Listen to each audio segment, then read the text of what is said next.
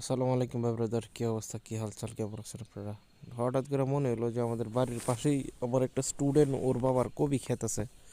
তো গেলাম কবি আনতে, পরে কিন্তু ও কইতেছে যে স্যার একটা সবুজ কবিও ধরছে দুই তিন না। পরে আমি বললাম বেকল এটা সবুজ কবি, এটার নাম হচ্ছে তোর ব্রকলি। আচ্ছা যাক, সেই শুই না কইতেছে ব্রকলি আবার এটি কি, আমরা তো জানি সবুজ কবি। আচ্ছা যা সবুজ কবি ওই। গেলাম কবি খেতে, কবি ক্ষেতের ভিতরে ঢুকে যেমন হলো এত সুন্দর কবি, দাম এত সস্তা আমাদের এদিকে, একটা কবি আপনার 10 টাকা করে।